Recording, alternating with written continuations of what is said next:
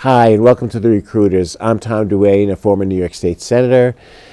Listen, one thing that is crucial to me, and I hope to many people in the fight really for our lives in this country, is that we need to protect the dignity of all of us. In fact, one of the laws I wrote and got passed while in the New York State Senate was something called the Dignity for All Students Act. It was a Safe Schools bill, and it mandated that all schools have an environment where every student would be free of bullying and harassment. And every school district was supposed to have a curriculum, and if they didn't, the State Department of Ed would give them a curriculum. So really, everyone deserves to live with dignity in this country, not just in New York State, and worldwide. Hopefully one day everyone will live in dignity. And when we acknowledge the dignity of every human being, even those we may disagree with, we build a foundation of humanity and compassion. And that's why dignity for all is non-negotiable, including, by the way, for gender non-conforming people and non-binary people. So very important. And also, no matter what a person's body may look like, all of this is, you know what? Everyone deserves dignity. So today on our show, we're going to hear from people who are fighting to restore and preserve dignity for marginalized communities. And we'll think about all the ways to keep dignity at the forefront of our minds in these undignified times. All that and more on The Recruiters. So please stick around. I'm Charles Sanchez, and it's time to rally. Tonight's topic, language justice. I know it sounds like something you'd hear at Starbucks next to a guy correcting your chai pronunciation, but stick with me. Language justice is about who gets to talk, who gets heard, and who gets side-eyed for how they order a latte, if you know what I mean. Let's go back to the beginning-ish. When Columbus showed up in the Americas, he wasn't all, "Hey, what's up?" He wasn't spewing Shakespeare. Dude was from Genoa, scribbled in Spanish or Latin. The mofo didn't even realize where he was, let alone what language to use. The people he met, they were speaking Taíno, among other indigenous languages that had been around for centuries. So yeah, America was a mixed bag of languages from the get-go. Then the settlers came, the English, the Dutch, the French, you name it. Anyone who looked around at Europe and thought, "I'm out." Fast forward a bit, and somehow English has become the language. Over 30 states have English-only laws, because nothing screams freedom like banning other people's words, right?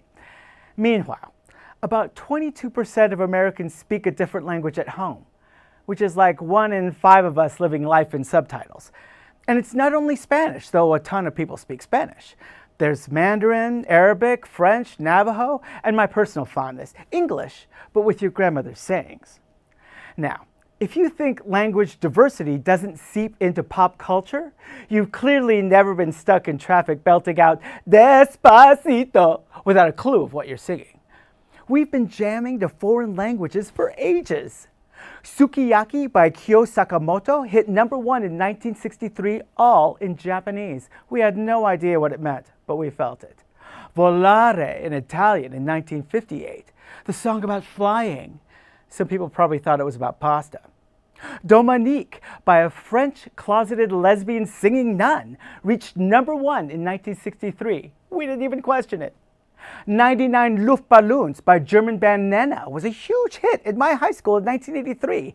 I think the only words in that song that Americans actually understood were Captain and Kirk. And of course, La Bomba, the Spanish anthem included at every wedding reception and karaoke night, even if the only words everybody knows are La and Bomba. Foreign hits are woven into us. And yet, when someone sings in Spanish, the maggots lose their minds, shouting, "They're stealing our halftime show!" Enter Bad Bunny. He's doing the Super Bowl halftime show. Sexy as hell Puerto Rican, a U.S. citizen, if anyone forgot, and has already warned us, Americans, that we might hear some Spanish. Cue the outrage. "This is America!" Well, yeah, where Spanish has been spoken since the 1500s. You're late. The Bad Bunny fuss proves that some folks like multiculturalism as long as there are translations. But language justice just means you shouldn't have to switch who you are to fit in. It's not about getting rid of English. It's about seeing everybody else. So what can we do?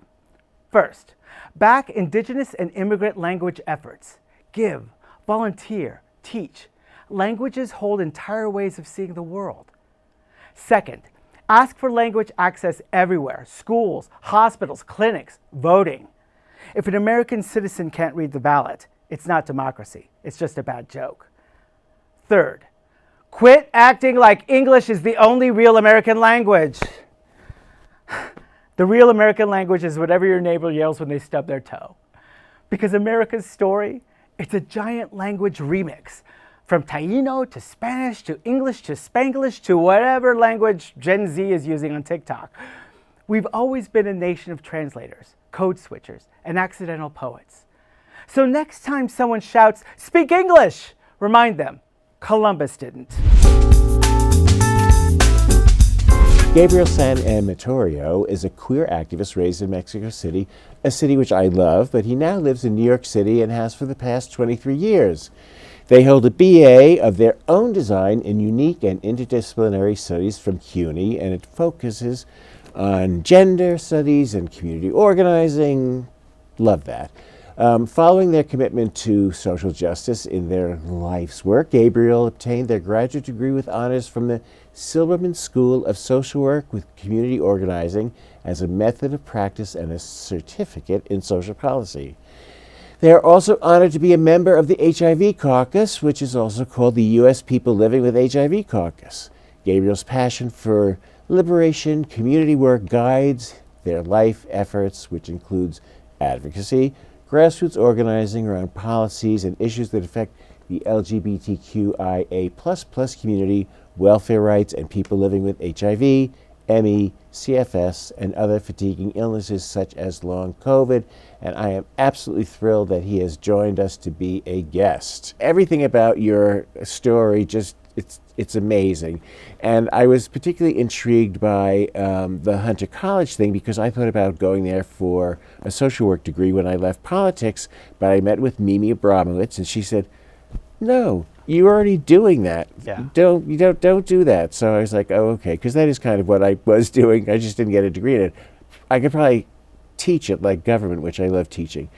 But you learn to your own drum. You march to your own drum. You get your degrees according to your own drum. How did you do that? It was a learning curve. All of it has been, actually. Yeah, I when I first came to the country, I didn't have a permit to work, so Neither did Melania Trump. That's right. So us immigrants with that kind of experience, So I, came as an immigrant. I was working, and so one of the jobs that was available to me was obviously something practical and manual, like being a hair assistant.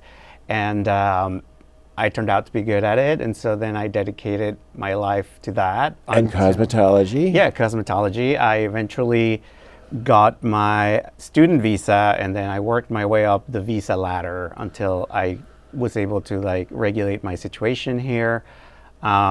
And that was a good job until it wasn't because of my health. I declined health-wise. I seroconverted. Then I contracted Lyme. Lots of things happened, and they rendered me unable to work. How did you find out you had become HIV positive? I got very sick. Oh, really? Yeah, I was hospitalized. Were you shocked, had no idea that it was a possibility, or? I mean, growing up, coming of age during the worst part of the AIDS crisis, yes, I kind of had learned that it wasn't a question of if, but a question of when. Yes. So in the back of my head, I think I found it to be an inevitability. You're gay, you have HIV. Exactly. You're gay, you're going to get HIV. And so... But Lyme is a very hard thing to diagnose, too. Correct. And it took years to get it diagnosed, particularly because it likely came on the heels of my seroconversion. Yes. And so I was fortunate enough to... Separate it out. How do you do that? It took a long time. And I was one of the last generations who got diagnosed and hospitalized at St. Vincent's Hospital. So wow. Yeah, I had the honor to be there and, hear the words, "You're HIV positive," in one of St. Vincent's halls. Was there counseling involved? Did they give you a whole rap on? I was actually so sick that I had a partner at the time who is, she's still alive, HIV positive. But he was on medication. So it's still before the time of U equals U, before Yes. people actually promoted that people who are undetectable cannot transmit the virus. Right. But my doctor knew. And so my doctor knew that my partner was undetectable, and therefore I couldn't have gotten HIV from him. So when you were dating before him, Well, you weren't a virgin. and when we you met him. had correct, and we had an open relationship. Everyone's HIV, like finding out, is unique, and Yeah. and many times we don't hear it at all. So when you talk about it, it's very helpful for all of the people who are not able to talk about it. Yes. And helps to reduce the stigma, Right. which is still horrendous, though everyone makes believe it's not, but it is. Yeah. And most people get tested for HIV antibodies, Right. when they run their first test. And my doctor ran, because I was hospitalized and I was What so was sick. the opportunistic infection or something? Did you have I pneumonia? had an abscess of strep in my, Oh, wow. in my throat that went to the muscle, so it was like really bad. That's why they had to hospitalize me. And they ran the viral load test, and it was very low. And my doctor just said, you're very sick. Let's just get you through this, and we'll run it again. And sure enough, 2 weeks later, after being hospitalized, they ran the viral load again, and it was higher. So he said, you're HIV positive. And no, there was no counseling involved. I eventually had acceptance about St. Vincent's, which people raved about. They're so wonderful for people with HIV and AIDS. And I objected to how they function because they didn't allow any discussion around condoms or birth control, family planning for women, or HIV prevention, like the real deal. But then all the people who worked there said, "Oh, but we really do it." But what I objected to, it made them out they were lying. Then publicly they said one thing, but to patients they said something else. But in your case, they barely said anything at all. It seems like nothing really. So. And it was, it was the St. Vincent's that was on his way out. So, but it doesn't excuse it. Like, I did not receive any guidance. Where'd you get primary care after that? My primary care physician is still, I believe, on 14th Street. He has a private practice. At the time, I had private insurance. So, but I was underinsured. I came to learn later that my insurance plan had a cap for prescription drugs. Yes. So when I went to get my first batch of medication, they said, okay, it's going to be $900. And I said, oh, no, you must be mistaken. I have insurance. And they were like, exactly. And this is how much it is with your insurance this month, but you'll meet your cap. And so next month and forever after, it will be whatever it was at the time, $1,300 or something, $1,500.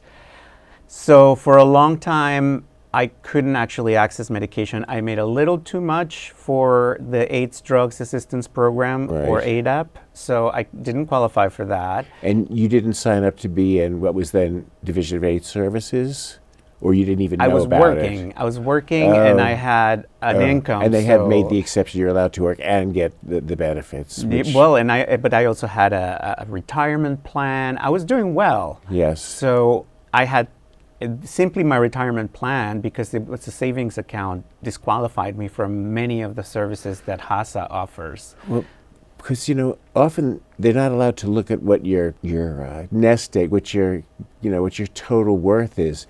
They're supposed to look at what you make each year and what's taxable income in New York State, and people don't always know that. Oh. And I am going to throw in something else, which may or may not be. Do not take this to the bank unless you check. But if you had gotten your medication while you were in the hospital because you were underinsured, they would have had to make up the difference, because there's money given to them by the government, by New York State. All hospitals get money for underinsured and non-insured people so they don't go bankrupt. So if their pharmacy had given you the drug, say a 3-month supply, it would have, kind of been helpful. So, but no, I didn't start medication right away. I actually I seroconverted around May, and then I probably didn't try to get medication until November. And so I discovered that I was underinsured, that I wasn't eligible for ADAP.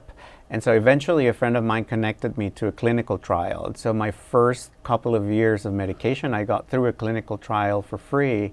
And then I had to ask my employer, at the time it was a small business, Yes. and they were very kind to upgrade the insurance for everybody. Oh, good. So that I could actually get my medication through Well, my you were insurance. good for everyone. Yeah. Look at that. Yeah. I wasn't planning on spending this much time on this topic with you, by the way, but that whole story is very instructive because maybe things have gotten better, but things are going to get as bad Yes. going forward But with actually- cuts that are going to be taking effect. I think it's very concerning because when I became unable to work, I did have to spend all my savings. HASA, the They just HIV/AIDS spend down. administration, would not let me get on benefits until I had less than $2,000 in the bank. So I had to spend all of my savings, all my retirement, everything. And then but then I got everything as far as like Medicaid, rent assistance, and food assistance. So I was unable to work. I was applying for disability, and they sort of sustained me and kept me from going homeless. So I'm concerned that those benefits will not be there for people, Right. Because they certainly sustained me and kept me housed. Well, HASA is really only a New York City program. It's not even Yeah. a state program. So by law, because I got this law passed because Giuliani tried to eliminate what was then the Division of AIDS Services, is only because, it wasn't because he cared about people living with HIV or AIDS. It was all these sort of like people that consider themselves to be liberal. When they heard that he was eliminating the Division of AIDS Services, they were like, it's terrible. So he was losing that, the Liberal Party voter types. And that's the only reason why he allowed DS to stay in existence. And then under the guise of reforming it, he tried to eliminate it. And I'll not tell the story now on how I got that bill passed. I did not do anything unethical or anything, but I did use some special magical powers that I knew of in order to get it passed unanimously by the city council, so it couldn't be overridden. And it's the only social services law like that exists in law. Like the Child Services Agency, they don't have the same thing. They don't have ratios of caseworkers and case managers to clients. They don't have timetables. They don't guarantee health care. They don't guarantee housing. All those things are guaranteed. I mean, it's a little shaky, but you're guaranteed to get those things. The only program, and it actually should be a model for everything. So Absolutely. they can't stop people from accessing those benefits in New York City. So people who are presently on HASA or who have to get on HASA, don't be too alarmed, because whether I was living with HIV or not, I would be happy to pay extra in taxes to provide care and decent housing and medicine for people living with HIV. Well, keeping people living with HIV housed and healthy is good for everyone. Everybody, yes, Yeah. yes. And that I was so excited when I met you to know that you actually were instrumental to pass that law, to pass the work internship law at New York State. Oh, which we should talk about for a moment, because Yeah. this is a huge interest of yours. Now, again, with the new horrible welfare thing the federal government is doing, everyone is going to have a work requirement in order to access benefits, which means you gotta, listen, they're jobs with dignity, but they're jobs that should be filled by real union jobs, with like cleaning parks or that sort of thing. And at the time, it made it impossible if you were a woman with a family, or a man for that matter, it was mostly women, and you wanted to go to school, but you couldn't do a work study or internship as part of your education, which would lead to a job when you graduated, because you didn't have time because you had to clean parks. Yeah. So I brought a Republican senator down who had been a county exec. I brought him to Hunter. Yeah, to the Welfare Rights Initiative. Which, amazing. Changed my life. Yeah. Many people's lives, by the way. And then I brought him to Bronx Community College, and I brought him to what was then the Audrey Cohen, and then I brought him to meet with business people, and they said, look, nothing wrong with cleaning parks. However, work-study internship is preparing people for jobs that we actually need to fill. And this Republican senator, his name was Ray Meyer, he's one of the best and smartest, and I was very fond of him. And he was a good policymaker. We disagreed on some issues, but he got this. He said to me, well, aren't we giving them special treatment? And I said, No, we're just not holding them back. Correct. But he had seen these were real jobs people were doing. You know what I mean? It was work, and so to have that work and to have to clean parks, it was absolutely impossible. You know, so he slipped it into a bill, and zipped it on through. Nobody really noticed except for me. It was a fuck you to Giuliani too, and so you know it stayed. It stuck. After much advocacy, because it did sunset every 2 years or so. Once it's going, it's going. You know what I mean? Right. But I remember WRI actually had to do every 2 years or so the advocacy to make sure that it would get passed. You know, think about Ray Meyer. He left before I left to run for Congress, but he liked it so much that he started a program in Utica where he had been the county exec. And he introduced me to the women who were running the program, and I didn't ask, but I think they could possibly have been lesbians, which I was thrilled about. But he liked it so much, this program, that he started it upstate. And it's just, it makes so much sense that you prepare people for a job, right, Yes, in the yes. outside world. Well, because I had a career as a hairdresser, but when I was unable to work, I figured I have to learn something else. So I have to switch gears to something that's less physical because my body just couldn't take it. So I went to college and returned to college to finish. And I was on welfare, and I didn't really know that I was allowed to have welfare and go to college. So for a long time, I just felt like I was breaking the law. I was hiding. I had all this shame. And when I went to WRI, they taught me, no, you're entitled to this. Yes. And so that's when I became very passionate about welfare rights advocacy. I mean, it's so hard to break through, especially in New York City, because there's so much information being thrown at us all the time. It's hard to get, you know, accurate information or any information at all. And meanwhile, and again, it's not only, it's a lot of single men, but also women with families. They're trying to make the best decisions they can for their family. Yeah. And if they are in fear of losing Medicaid, right, losing health care for the whole family, they're like, well, I'm not going to change, I'm not going to do anything to, you know, negatively impact that. And also their rent can be based on if they're making any money, so if they're living in any kind of subsidized housing. So, yeah, and the way that poor people or people living in poverty and even the working poor, the way that we are managed when we're under these systems it's inefficient and it's excessive. And so this combination that really renders people very vulnerable to a clerical mistake that causes a cascading effect to lose all kinds of benefits. but also losing their expertise in the world. We're losing talent. We're not, you know, taking advantage of what people can offer. Yeah.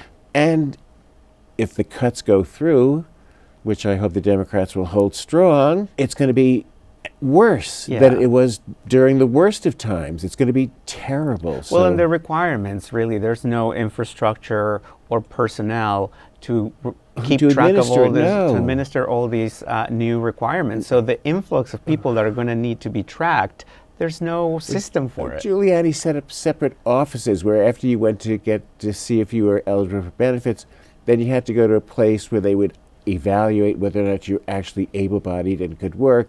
And even if you couldn't get a job, if you're able-bodied enough to work, to work off your welfare with a work requirement, and then you would go someplace else and someplace else. That was another thing that now HASA, then DAS did. No, one-stop shopping, which is how it should be. Yes. But caseworkers will be overwhelmed with the work if it was one-stop shopping. And I can see, let's hope that Mamdani becomes mayor, and let's presume he is mayor. He will absolutely put in place one-stop shopping, because you and I will go and speak to him about that instead of making you go to several different places. Yeah, and I really hope that people, should he become mayor, don't work against him, because a lot of people are banking on having him fail. No, and he's, his dream for what could be is to everyone's benefit. It really is. I always say, I was in office a lot of times when there were tax cuts for wealthy people in the state.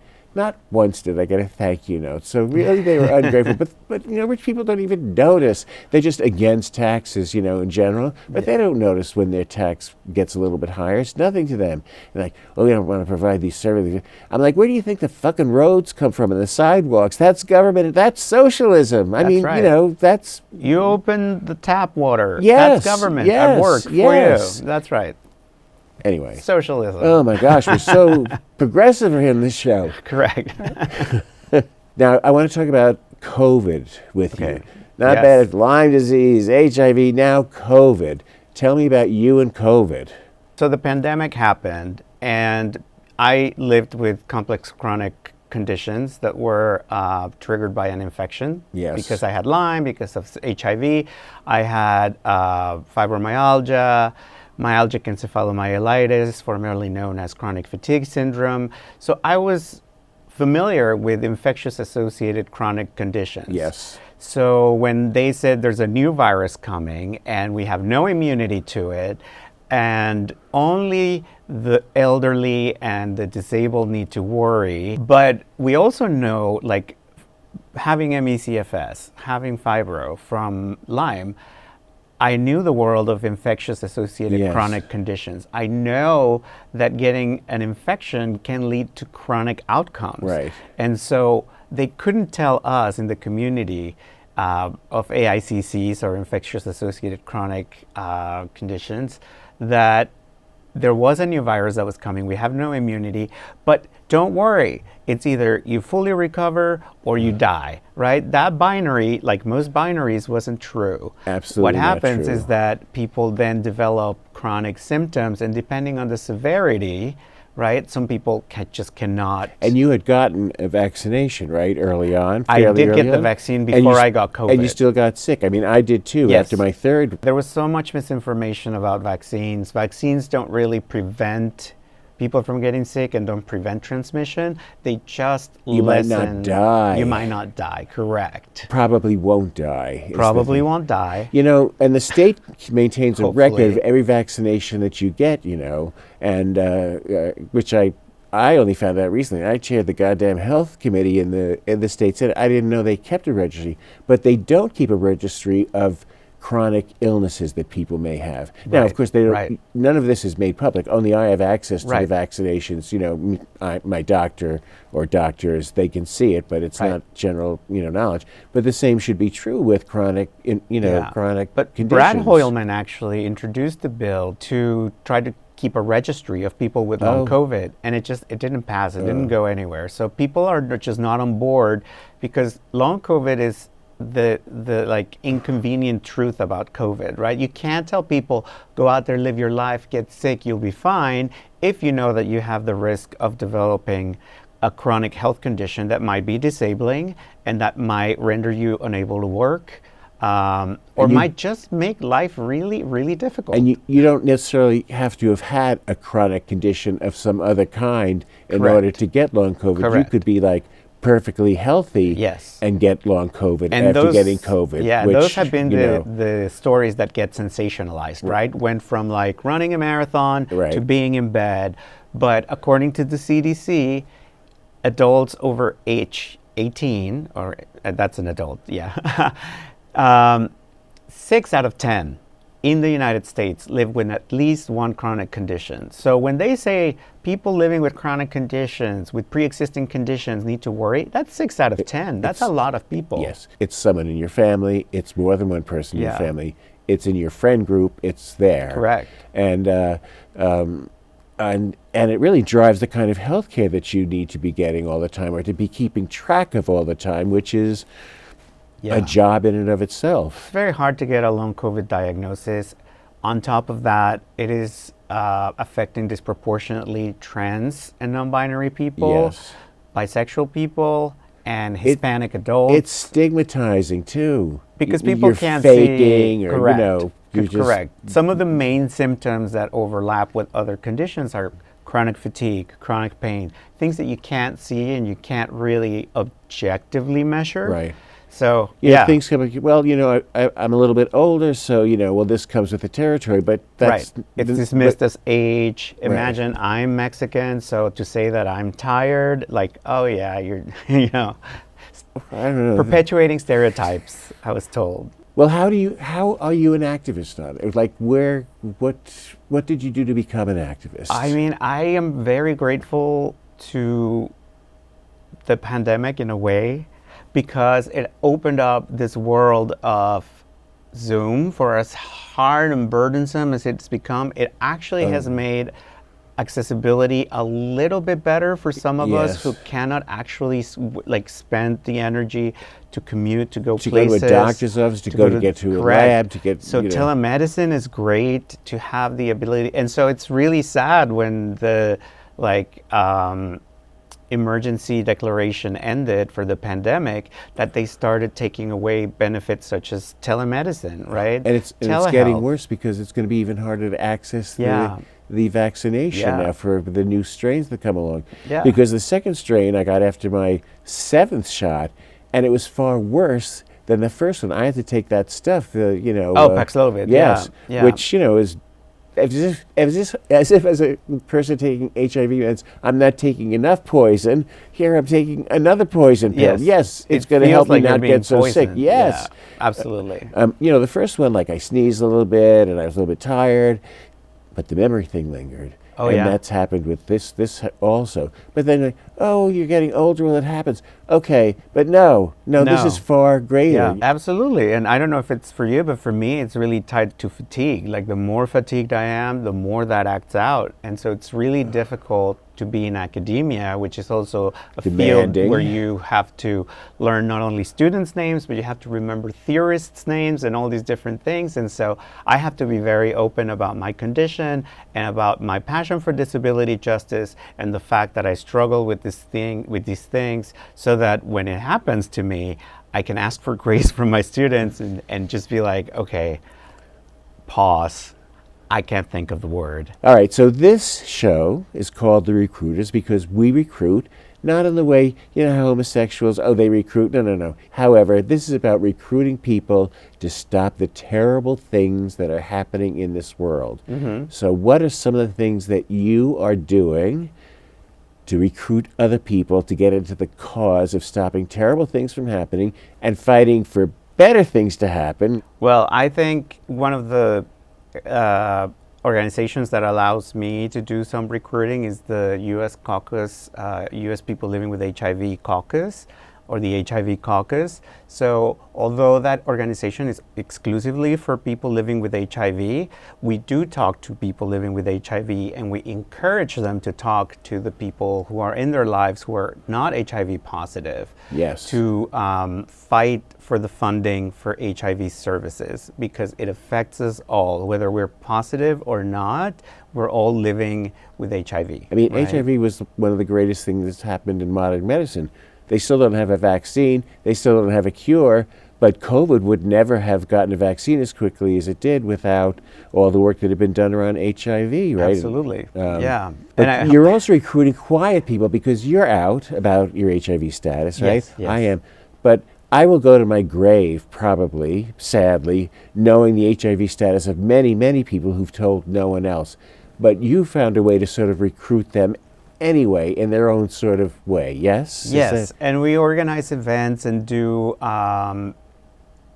different kinds of media to shift narratives, not just around HIV, but also around complex chronic conditions. I mean, people living with HIV alone, we have higher rates of chronic fatigue, higher rates of chronic pain than the average population, the seronegative people. Someone has chronic fatigue, right? What can they do? Manage it. It's all they can do. Becoming more aware that people experience fatigue and that rest is an actual thing that we all need. Because I got this thing called C. diff, which is a terrible, I was like, it wiped me out.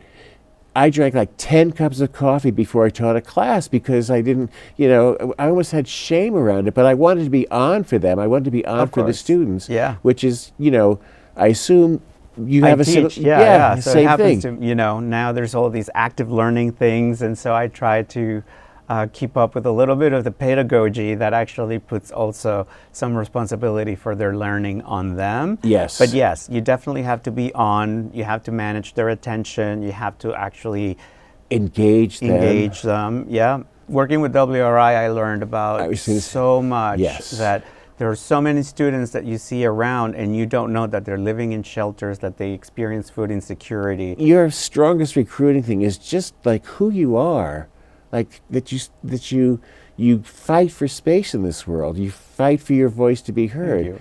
I mean, I think that is like the greatest recruiting you can possibly do, because you're doing it on behalf of a lot of other people, and you're an example for some people, not everyone, but some people who think, well, maybe I could do that too. Yeah, I'm grateful for the privilege to be able to be open about my HIV status, my disability status, and the conditions that I live with. And so, yeah, hopefully that inspires people, that helps them, and, they can do the same and reach out and talk to somebody who understands. You're a gift.